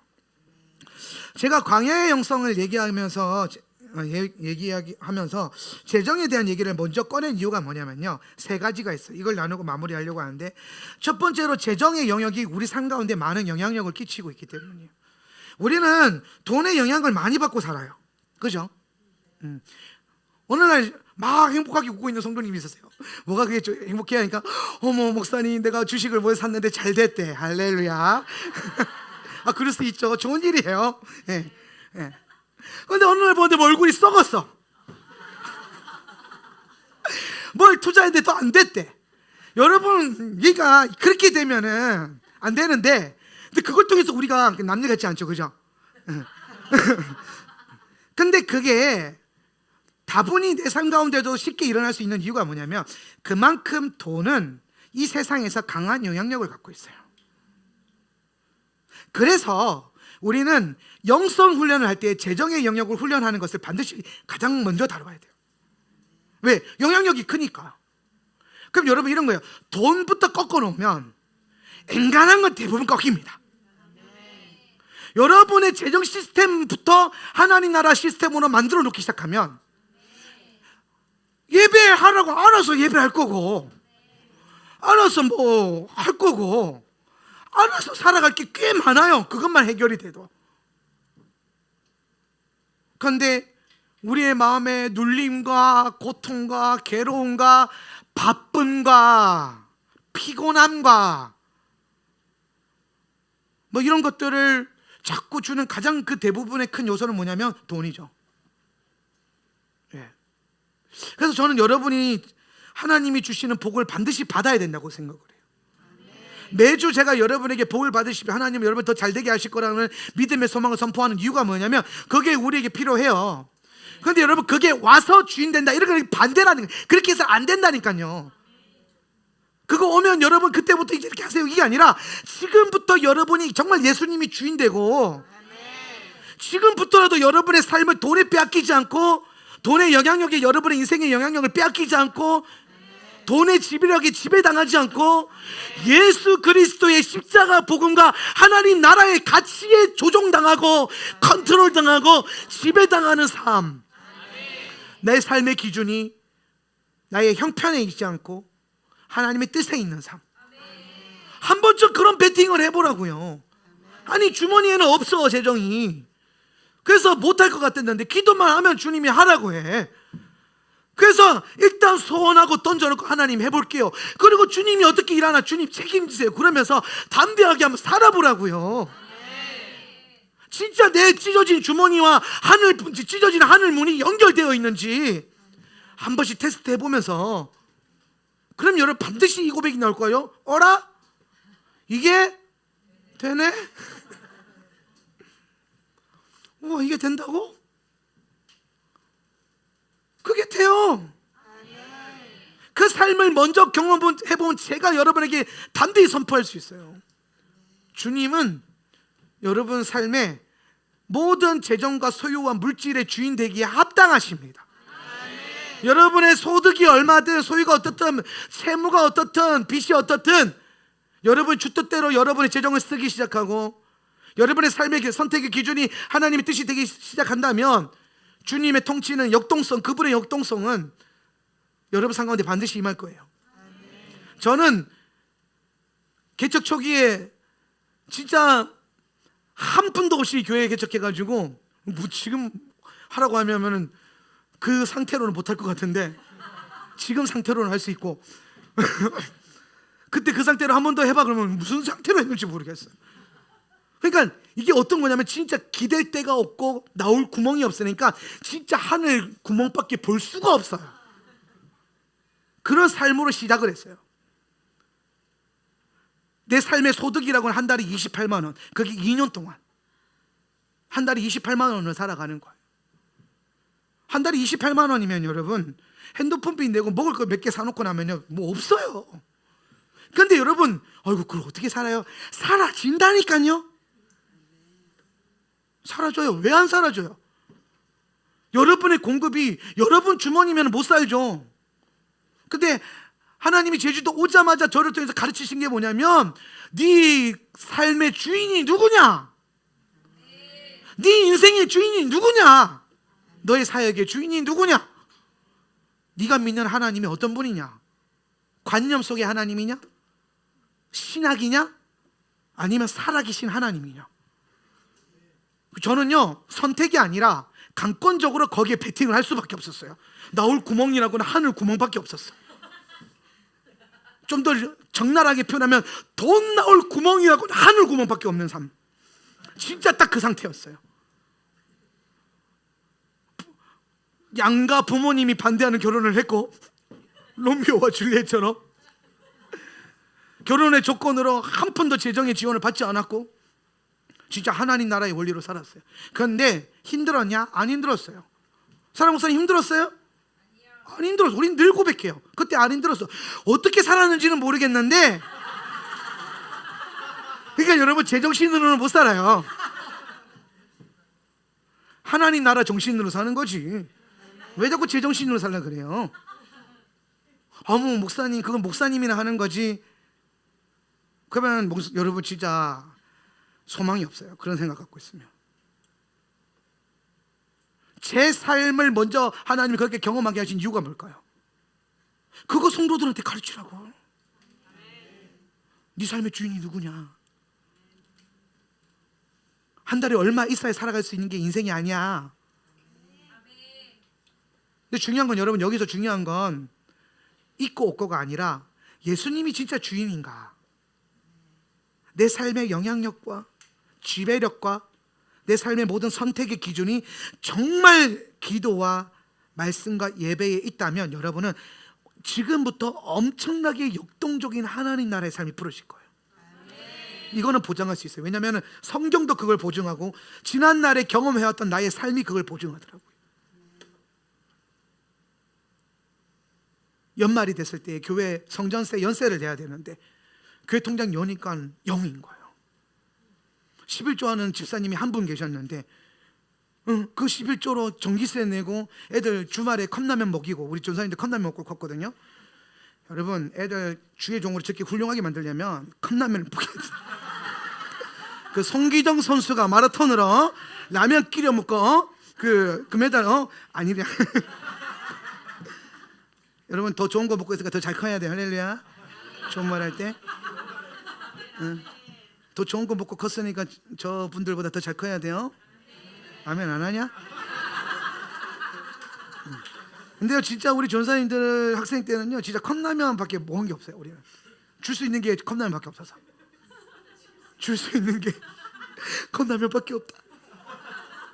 그러면서 키웠는데 잘 컸어요. 아주 훌륭하게 컸습니다. 그 연말이 되면요 그때 성전세 비싸지도 않으세요. 해봤자 300만 원 350만 원. 근데 없는 거예요. 그게 없는 사람한테는요 그게 엄청 커 보여요. 돈 300만 원이 나올 구멍도 없어요. 그래서 제가 뭐 하기 시작했냐, 진짜 하늘 구멍 바라보면서 기도하기 시작했어요. 근데 하나님 어떻게 하신지 아세요? 한 번도 제때에 성전세 못 내서 마음 졸이거나 비참하게 만든 적이 없어요. 왜? 우리의 삶의 모든 주권이 하나님에게 있음을 날마다 고백하면서 살았고 1년에 한 번 성전세 낼 때면 그렇게 산 게 아니라 저는 그건 하나는 자부할 수 있어요. 사라 목사는 저랑은 결혼하고 지금까지 살아오면서 삶의 모든 주권을 주님께 드리는 삶을 계속 살았어요. 내 마음대로 하고 싶었으면 내 뜻대로 하고 싶었으면 벌써 이 교회는 접었습니다. 벌써 셈이 안 돼요. 남지가 않아요. 우리 생각으로 하면. 근데 하나님 나라의 원리로 가니까 지금까지도 달려오고 앞으로도 달려갈 수 있는 거예요. 근데 그렇게 살았더니 어떤 일이 벌어졌냐, 뭐 난데없이 누가 전화해서 갑자기 감동을 준대. 그런 진짜 책에서만 나오는 그런 일들. 여러분 신앙서적 읽으면은 막 필요한 걸 놓고 하는 게 기도가 있었는데 누구한테 전화해서 자매님에게 하나님이 얼마를 보내라고 하십니다 하면서 막 송금해줘요. 그 송금 딱 열어보면 내가 딱 필요한 그 금액이요. 하나님이 지켜보고 계셨어. 빠바바밤 빠밤 빠밤 빠바바밤 띠리리리. 근데 여러분 그게요 어떠한 사람들에게 일어나냐면 예수님을 주인으로 모셔드리는 삶. 그분은요 그분의 자녀들을 굶기시는 분이 아니에요. 그분은요 그분의 자녀들을 억울하게 만들지 않아요. 제가 신앙 상담하면서 여러분 억울하다고 해서 찾아오는 거 다 보면요 여러분이 자꾸 여러분 삶의 주인 돼서 그래요. 예수님 주인 노릇하면서 살잖아요. 세상 억울할 거 하나 없어요. 주님 그거 다 기억하세요. 주님이 다 알아서 해주세요.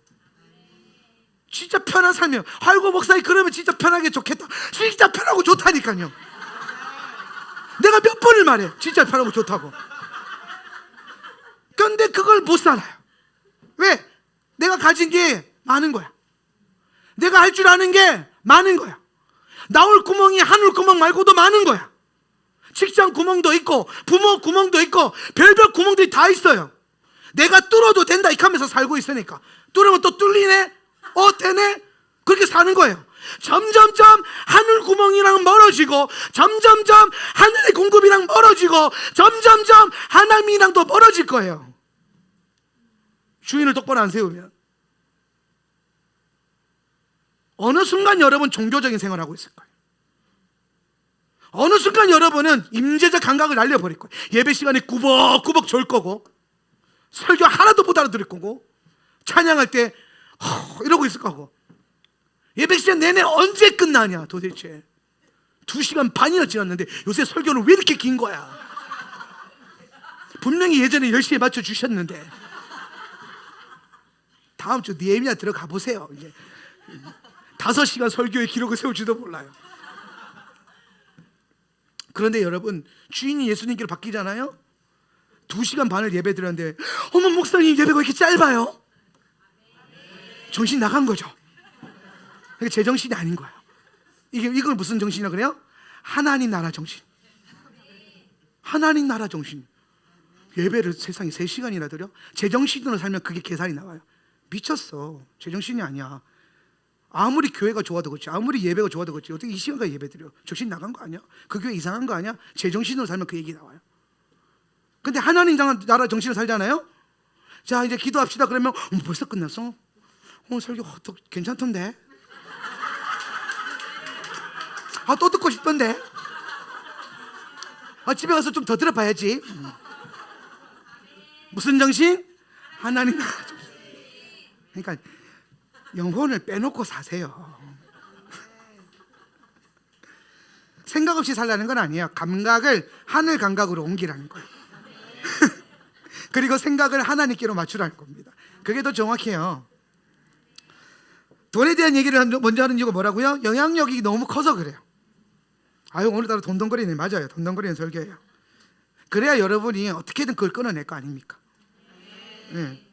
하나님을 향한 영적 추구함이 더 늘어나시고, 돈의 미혹, 돈의 영향력을 차단하는 광야적 재정관 임하기를 축복합니다.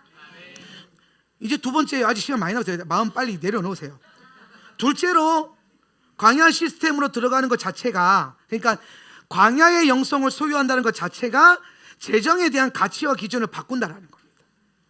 이게 무슨 말이냐면, 애굽에서는 쓸데 있던 금이 광야에 나가면 하나님 집 짓는 거에 쓸데 없었죠, 그죠? 이게 뭐냐면 가치가 바뀐 거예요. 영향력이 바뀌고 기준이 바뀐 거예요. 광야에서는요, 청금을 줘도 물 한 모금 마시는 게 더 나아요. 많이 들고 있는 게 오히려 더 힘들다니까요. 그렇기 때문에 우리가 광야적 영성을 배우려면 재정에 대한 기준점과 재정에 대한 이해도와 돈에 대한 인식이, 여러분 안에 인식이, 감각이 바뀌어야 합니다. 그래야 영향력이 줄어들 거예요. 생각해 보세요. 애굽에서는 돈을 가지고 뭐든 다 할 수 있으니까 애굽에 사는 성도들은 돈에 대한 영향력이 커질 수밖에 없어요. 근데 광야에 사는 성도들은 돈에 관심이 적어질 수밖에 없어요. 광야에 사는 성도들의 관심이 뭐가 있을까요? 어떻게 새벽에 일찍 일어나서 만나를 제때 확보할 것인가, 이런 것들. 아니면 어떻게든 불평불만 안 해가지고 땅이 갈라져서 안 삼기만 당하는 이런 거. 광야의 성도들은요, 돈 버는 거에 별로 관심 없을 거예요. 어떻게 그냥 하루 종일 알아서 주님 밥 주죠. 의복이 알아서 해지지 않죠. 그러니까 얘네 하루 종일 일도 안 해도 돼요. 진정한 노동에서 해방. 그래서 모든 노동이 다 어디로 향하냐면은 토라 공부하는 것으로 향해요. 집구석에서 하는 거라고는 성경 공부하는 것밖에 없어요.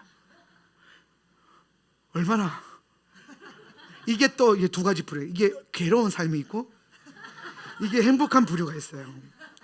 여러분 모두가 이게 행복한 삶이 되기를 축복합니다. 세상에 집에서 하루 종일 성경 공부하는데 한 달에 월급 300만 원씩 준다고 생각해봐요. 할만하죠, 그죠? 아니, 우리 고은 지사님 요새 알바 가는데 편의점 알바 나도 옛날에 해봐서 알거든요. 제일 힘든 게 뭐냐면 담배 이름이 오는 거예요. 평생 그것과 상관없이 살다가 편의점에는요 삼각김밥 사러 올 사람 별로 없어요. 10명 중에 7명은 담배 사러 옵니다. 그냥 아저씨가 들어와요. 무슨 외계어 해요.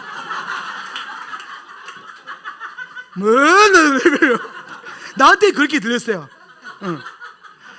에세 멘톨 그거 줘봐 막 이러는데, 에세도 영어인데 멘톨은 겨우 알아들었는데 막 그래요. 막 말보로가 어쩌고 저쩌고 막 그래요. 그러니까 답답하니까 저거 이거 그러거든요. 그래서 그거 모른다고 막 아저씨가 느리다고 막 온갖 멀씨와 쪽과 막 힘을 줘요. 막 힘들어요. 막 그렇게 살다가, 그렇게 하루 종일 일해봤자 얼마 안 주잖아요. 그런데 여러분, 집에서 하루 종일 성경에 나오는 히브리어 단어만 외워도 월급 한 달에 300만 준다고 생각을 해보라고. 성경 암송을 하루 종일 집에서 해요. 그러면은 월말에 따박따박 월급이 들어와. 김지사랑 같이 막 성경에 대해서 얘기해. 하루 종일 막 월말에 월급이 따박따박 들어와. 지금 이스라엘이 그런 삶을 살고 있다고요. 광야에서. 삶과 재정과 물질과 모든 경제 시스템에 대한 구조 자체가 뭐가 돼 있어요? 완전히 바뀌는 거예요. 그래서 재정 훈련에 대한 얘기를 먼저 하는 거예요. 왜냐하면 삶을 광야로 들어가게 한다는 것은 재정에 대한 개념과 내 생각과 기준을 바꾼다는 것이거든요. 재정이 갖고 있는 지배력을, 영향력을 차단한다는 뜻입니다. 여러분, 우리는요 돈의 지배를 받지 않고 살아갈 수 있어요. 대신 그러려면 광야를 살아야 돼. 광야 아무것도 없어요. 아무것도 없어요. 예전에 우리 1년에 한 번씩 장막절에 캠핑 가잖아요. 제가 처음 캠핑을 갔을 때가 기억이 나요. 박정희 목사님이 제주도에 놀러 왔어요. 이주 목사님이랑 또 그 셋이 붙어 있었네. 수년 전인데, 그래서 맛있는 거 먹고 이제 제가 셋이 놀아야 되니까 호텔을 예약하려고 호텔을 예약을 막 찾아보고 있는데, 박정희 목사님 갑자기 나한테 캠핑을 하자는 거예요. 그때 제가 어떤 느낌이냐, 갑자기 길바닥에서 노숙을 하자는 그런 느낌이었어요. 불편하고 춥고 배고프고 뭐 그런 걸 하려고 가지? 근데 그때까지만 해도 제가 캠핑을 모를 때니까 진짜 막 내가 아는 캠핑이랑 막 이거 허리 숙이고 들어가 있는 이런 막 답답한 모기장 같은 텐트 안에 이러고 앉아 있는 거 셋이서 지금 우리가 보는 그런 대형 으리으리한 그런 텐트 말고요, 막 이러고 있는 그런 캠핑만 알고 있으니까 싫다고. 나는 잠자리가 중요한 사람이라고. 그러면서 정인 목사는 처음으로 갈등이 있었어요. 근데 손님이니까 아이씨 모르겠다, 들어줘야지. 그래서 박정희 목사님한테 캠핑장 예약하라 그래가지고 그때 이제 그 어디 캠핑장에 완벽하게 풀 세팅되어 있는 캠핑장에 갔어요. 가는 내내 내 얼굴이 뭐였냐면 죽상이었어요.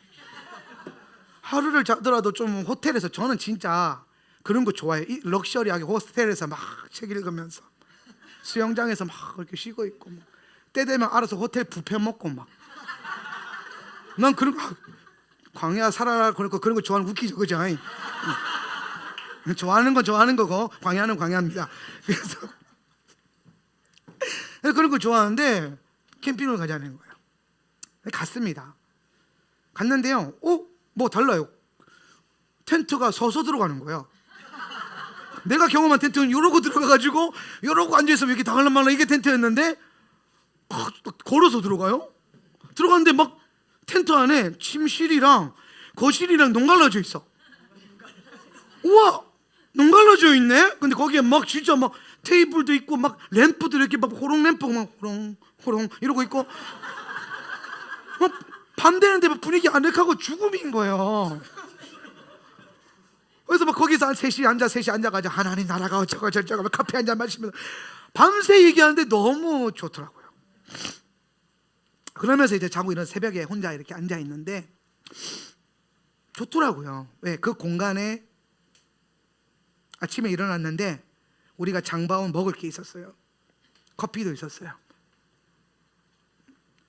우리 집 거실에 비하면 엄청 좁죠. 그 텐트는. 여러분 집 거실에 비하면 텐트는 엄청 불편하죠. 그런데 거기에 앉아서 마실 커피가 있고 아침에 성경을 보는데 주의 임재가 딱 내려오는 거예요. 그런데 이렇게 평생 살 수도 있겠다, 이런 미친 생각 갑자기 하더라고요. 이거 평생 할 수 있겠는데? 그런 진짜 정신 나간 생각이 막 올라오는 거예요. 분명히 저는 집에서 좀 더 넓은 집을 원했고, 저도 그랬거든요. 좀 더 넓은 집. 제 어린 시절 꿈이 뭐였는지 아시죠? 집 안에 화장실이 있는 집. 저는 어렸을 때 집 밖에 10m 밖에 화장실이 있는 집에서 컸기 때문에 내 평생의 소원은 딱 하나였어요. 주님, 집 안에 화장실이 있는 집이 있습니다. 그런 집이 있더라고요. 주님, 그런 집에서 살게 해주세요. 그런데 주님이 결혼하자마자 응답해 주셨어요. 집 안에 화장실이 있어요. 우리 집에. 기가 막혀요. 근데 시간이 지나니까 기도 제목이 바뀌었어요. 어느 때가 되니까 하나님, 거실도 좀 넓어야 되고, 애들 들어와서 좀 앉아서 예배도 하고 하려면 거실도 좀 넓어야 되고, 화장실도 집 안에 2개 정도는 있으면 더 좋을 것 같고, 뭔가 막 옵션이 붙어요. 더 세상적인 것에 대한 기대감이 막 커져가고 있을 때 캠핑장에서 텐트 안에서, 장막 안에서 예수님과 함께 있는데 순간 뭘 말씀하시는지 알겠더라고요. 우리 집에서 이 세상 시스템에서는 못 느꼈던 그게, 텐트 공간 안에서 예수님 한 분으로 그냥 그날 먹을 거 하나만 있어도 이거 살만한 인생인데? 남들은 이거 돈 주고도 하는데. 여러분 생각해 보세요. 우리가 캠핑장 가서 사이트 빌려가지고 하루 5만 원, 이거 프로션으로 땡기면 한 12만 원 하거든요. 근데 이스라엘 백성들이요, 이거를 40년 동안 공짜로 누려요. 하루에 12만 원짜리 주거지로. 심지어 매일 뷰가 바뀌어. 아침에 일어나면 천사가 먹을 거 딱 갖다 놔요. 막 룸 서비스도 있어. 심지어 일도 안 해도 돼요. 그거를 몇 년? 40년이나. 그러니까 여러분, 광야적 감각, 이게 우리에겐 지금 이 시대에 필요하다는 거예요. 돈의 지배를 받지 않기 위해서. 마지막으로 이 광야적 영성과 재정에 대한 얘기를 하는 이유가 뭐냐면, 이게 좀 중요한데요, 마지막 때가 되면 세상의 권세들이 돈이라는 매개차로 성도들을 미혹할 것이기 때문이에요. 마지막 가장 강력한 미혹이 돈에 있습니다. 요한계시록 13장 16절 18절. 그가, 시작, 그가 모든 자 곧 작은 자나 큰 자나 부자나 가난한 자나 자유인이나 종들에게 그 오른손에나 이마에 표를 받게 하고, 누구든지 이 표를 가진 자 외에는 매매를 못하게 하니, 이 표는 곧 짐승의 이름이나 그 이름의 수라.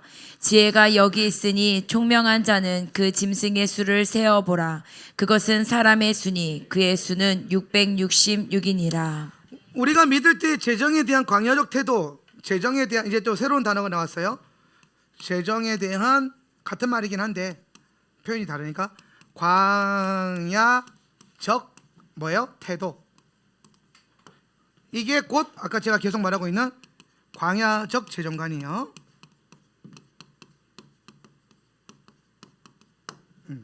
자, 이걸 훈련해야 된 이유가 사실 요한계시록 이 말씀 때문에서라도 우리는 필요해요. 우리는 오랜 시간 전부터 666이라는 단어를 알고 있죠.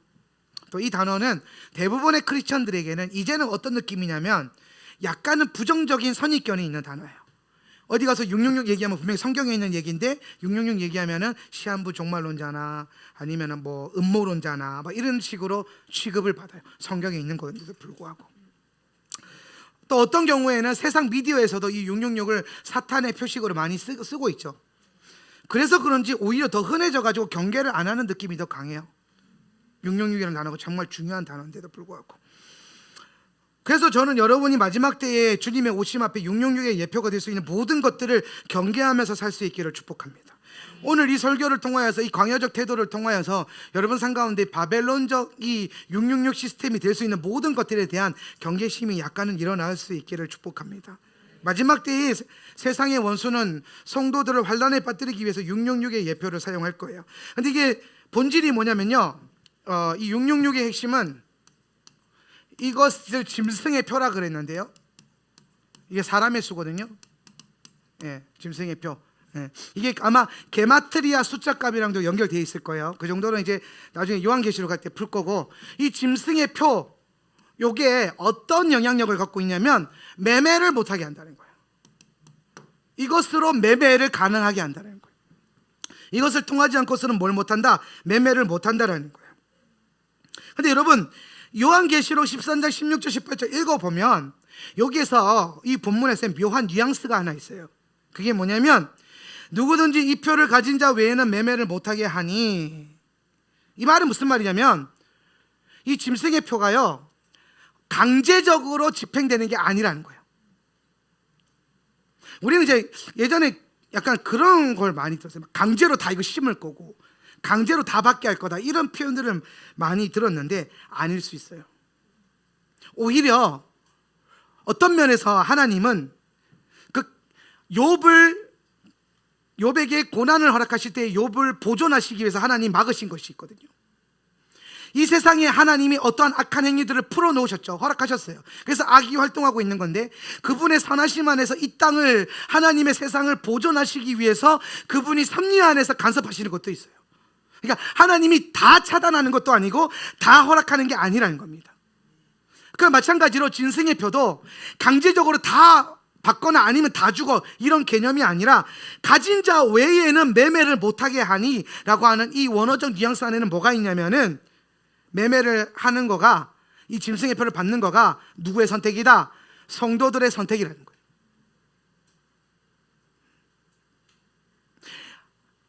믿음 때문에 이 예표가 될 수 있는 이것을 거부하고 저항하고 부족하고 힘들게 살 거냐, 아니면 받고 조금 편하게 살 거냐.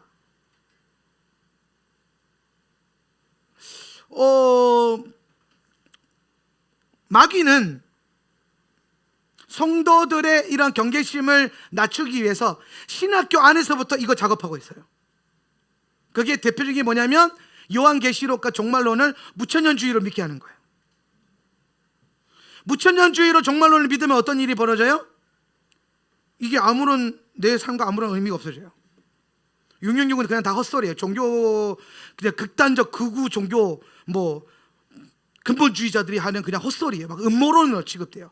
자, 아직도 그런 걸 믿어? 그러면서 교회 안에서 뭐 어떤 거짓 선지자들이나 거짓 교사들이 일어나서 막 받아놓고 성도님들 받아도 아무런 문제 없어요. 봐봐요, 목사님도 이거 받았잖아, 이럴 거예요. 그걸 보증하기 위해서라도 심지어 그 목사도 속는 거예요. 뭐에? 신학이 속는 거예요. 무천년주의라고 하는 그 함정에. 그거 속고 나니까 성도들이 그걸 받는 게 별로 그렇게 위험해 보이지 않는 거예요. 오히려 교회 안에서 그런 얘기하는 게 더 무식해 보이거나 음모론자처럼 보이거나 아니면 이상한 사람이거나, 너무 극단적이야. 이성적으로 신앙생활에 제일 싫어요. 이성적으로 신앙생활하는 거.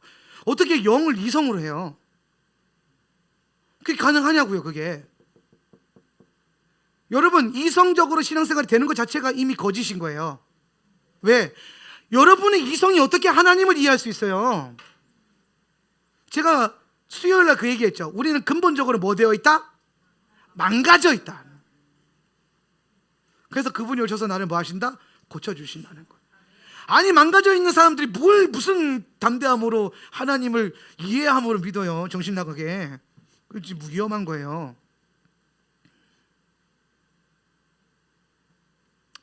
주님이 우리에게 주신 유일한 규범이 그래서 성경이에요. 근데 이거를 자꾸 우리가 말씀을 인본주의적인 시스템으로 읽게 되면은, 하나님의 말씀과 영적인 계시와 또 시대적인 하나님의 어떤 계시적인 말씀으로 보지 않고 어떤 이해와 합리성. 근데 이 이해와 합리성 다분히 뭐와 연결되어 있냐면은 인본주의와 연결되어 있는데, 여러분 성도들 안에 있는 인본주의의 근원이 뭐냐면은 하기 싫은 마음이에요. 그걸 뭐라 그래요? 자아라 그래요. 자아가 인본주의인데 그것의 근본적인 근원은 뭐냐면 하기 싫은 마음이에요. 왜 교회 안에서 돈 얘기하면 안 돼요? 내 돈을 하나님 주인 노릇하는 게 싫어서 그래요. 근본적으로 들어가 보면 그것에 대한 부담이 있는 거예요. 왜 교회에서 정치 얘기하면 안 돼요? 내 정치관념이 하나님 말씀에 의해서 바뀌는 게 싫어서 그래요. 내 정치색이 하나님에 의해서 컨트롤되는 게 싫어서 그래요. 이건 뭐와 연결되어 있어요? 하나님의 주대심의 범위와 연결되어 있어요. 결론적으로 하나님의 주권을 인정을 안 하니까 자꾸 문제가 생겨요. 그럼 여러분, 인생이 조금이라도 편해지려면 어떻게 살아야 돼요? 주님의 주권이 넓어져야 돼요.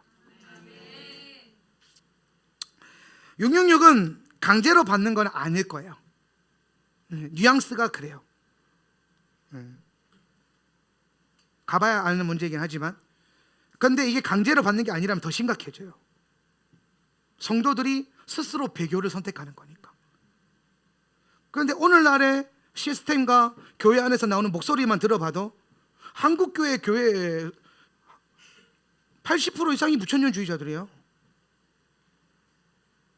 메이저 제도권 신학교의 90% 이상이 자유주의 신학에 오염되어 있고 무천년주의를 믿어요. 희한하죠. 말씀을 말씀으로 이해하지 않는다는 거예요.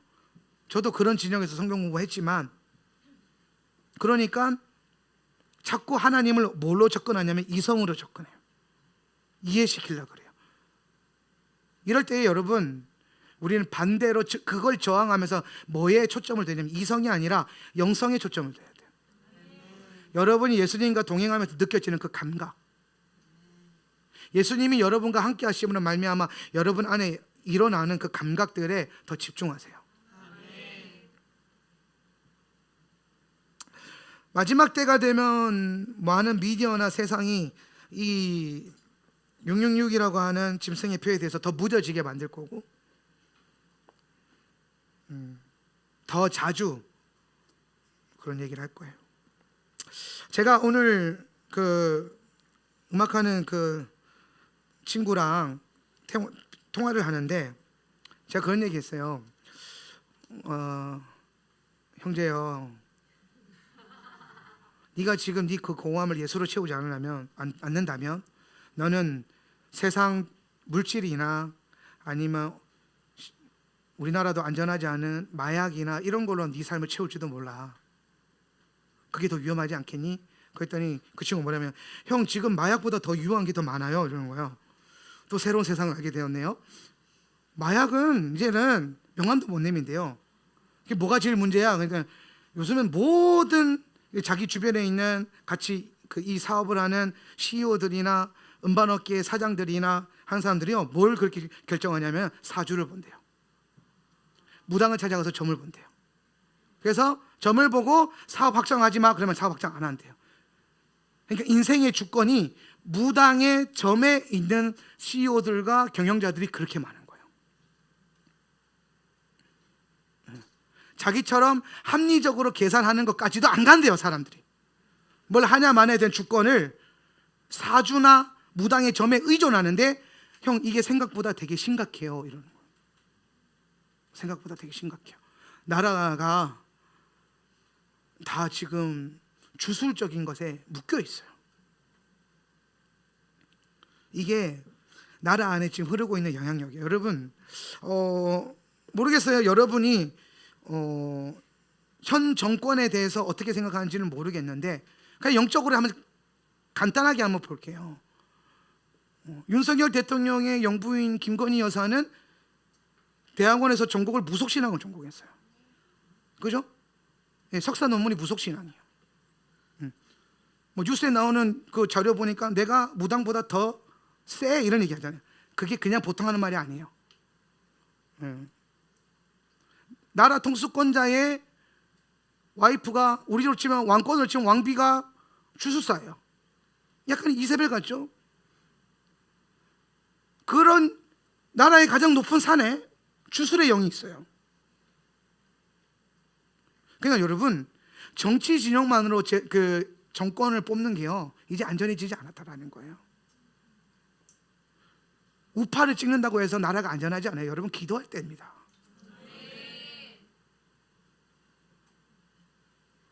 괜한 음모론이 아니에요. 그러고 나서 점점점 정치계 안에 있는 무슨 법사라느니 무당이라느니 그런 사람들의 이야기가 막 퍼지기 시작했죠. 이제 공공연하게 모든 정치 지도자들이 굿을 보고 점을 보고 그들의 영적 조언자들이 무당이라는 것이, 법사라고 하는 게 드러나기 시작했어요. 뉴스에서도 공공연하게 나오죠. 주술의 영이에요. 법사들이고요. 그런데 그 영향력이 정치권뿐만 아니라 이제는 예술계, 경제 영역에 점점 이게 이 땅의 것들을 움직이고 있는 세계의 영역 가운데, 그리고 그 영역의 낮은 자리가 아니라 오히려 높은 자리에 더 강한 영향력을 갖고 있어요. 교회만 이론 이러고 있어요. 교회만 지금 세상이 영적 대결하자고 원수가 달려들고 있는 이 시대에 교회만 기도 안 하고, 교회만 책 읽고 있고, 교회만 신학을 따지고 있고, 교회만 지금 이론을 따지고 있어요.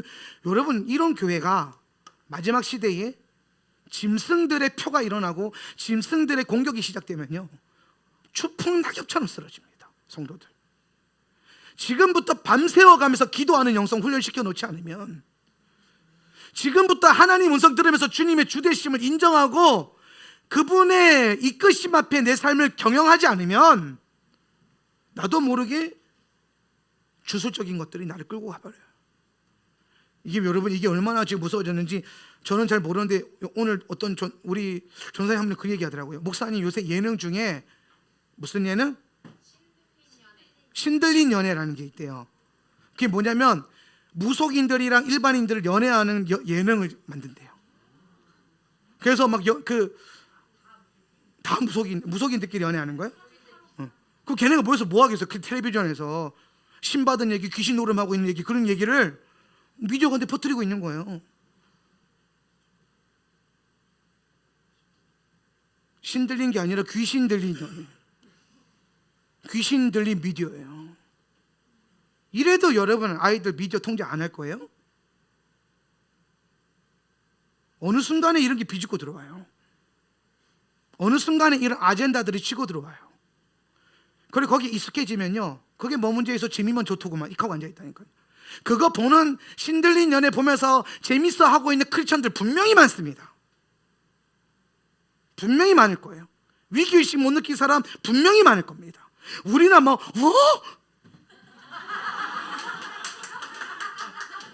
우리 교회는 아직 순수하니까 막 그런 게 있었어요? 이하고 있지. 교회 안에서 막 그런 거 보면 재미나는 얘기 막 엄청 많을 거예요. 근데 여러분, 그런 걸 통해서 뭐냐면 무뎌지게 만드는 거예요. 그런 게 괜찮아. 동성애보다 한 급 더 높아진 거예요. 이게 동성애는 음란에 대한 영역이잖아요. 사실 근데 음란의 영은 가장 물리치고 다루기 쉬운 영역이에요. 성령이 역사하시면 가장 쉽게 소멸되는 영역도 그 영역이거든요. 근데 여러분, 귀신 들리고 주술을 합법적으로 언약적으로 내 안에 귀신을 초대하고 그런 프로그램을 만드는 거는요, 간접적으로 귀신 들림 다 들어와요. 진짜 말 그대로 TV만 켜놔도 귀신 들어가는 시대가 오는 거예요. 어쩌면 계시록에 나오는 우상에게 절하라고 방송하고 떠드는 그 탑이 텔레비전이나 스마트폰이나 미디어일지도, 유튜브일지도 모르겠어요. 깨어 있어야 된다는 거예요. 이런 영역에서 아무것도 모르고 그냥 멍하니 있으면 안 돼요. 영적인 것을 읽어야 돼요. 근데 그런 감각이 없으니까 그냥 하루 그냥 살아가는데 바쁘게 그렇게 해서 살면 안 돼요. 여러분, 크리스천들은, 특히나 마지막 시대를 걸어가는 여러분들은 먹고 사는 거에만 정신 팔려서 살아서도 안 돼요. 그게 안 중요하다는 게 아니에요. 그게 중요하다는 건 기본 전제로 까는데, 그걸 지금 제가 무슨 얘기하면 그걸 왜 하느냐부터 시작해서, 무엇이 나의 주인 노릇을 할 거냐부터 시작해서, 세상이 지금 어디까지 왔느냐, 어떤 시대가, 성경은 어떤 시대까지 얘기하고 있느냐, 그리고 주인을 우리가 선택해야 되는 시대가 온다는 겁니다. 여기에 표를 받을 거냐, 성령의 인침을 받을 거냐. 저와 여러분이 주의 인침을 받는 예수의 것들이 되시길 바랍니다.